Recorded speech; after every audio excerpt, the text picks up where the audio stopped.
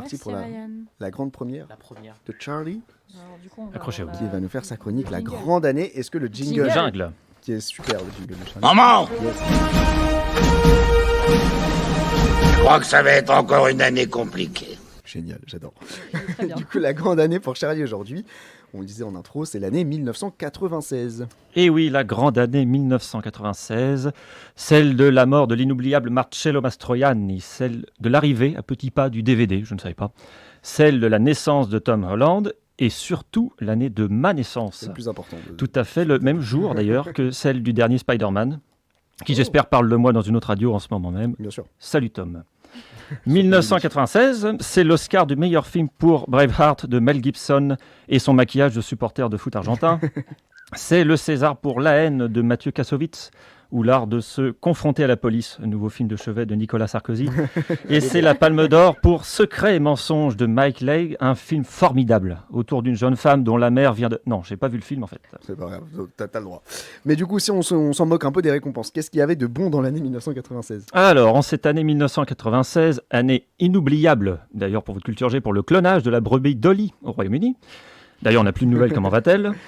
En cette année 1996, donc, le chef vous propose, au choix, d'aller boire du whisky les yeux dans les yeux avec Robert De Niro et Al Pacino dans l'inoubliable Hit de Michael Mann. Ils vont faire une suite, j'ai peur. De philosopher autour de l'amour avec Homme, femme, mode d'emploi de Claude Lelouch. De rire et pleurer autour du handicap dans le 8e jour de Dormael.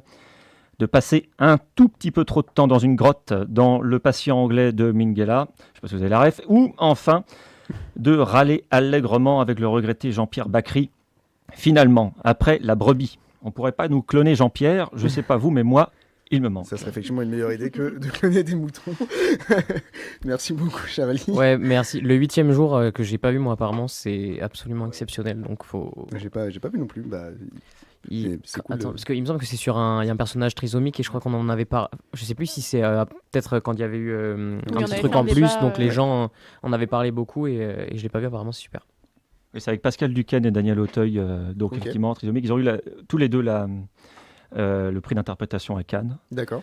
Et Duquesne, maintenant, qui continue un petit peu à être acteur, bon, il est assez discret, mais il y a une interview hyper émouvante chez, bon, vous en pensez ce que vous voulez, de Monsieur Ardisson, mais D'accord. en tout cas, de rencontre de Auteuil et Duquesne 20 ans après, c'est extrêmement intéressant et le film est extraordinaire. D'accord. Bah, super, ça nous fait plein de refs. La chronique belles était très fun. recommandations. J'ai vraiment très belle première chronique, Charlie. Vraiment, c'était top. Merci beaucoup. Votez pour que je revienne. Voilà, on voter dans le chat, comme ça fait du référencement. Mais en tout cas, c'était top et le concept, j'aime beaucoup le concept avec tous ces trucs. Bref, c'est trop bien. Merci beaucoup.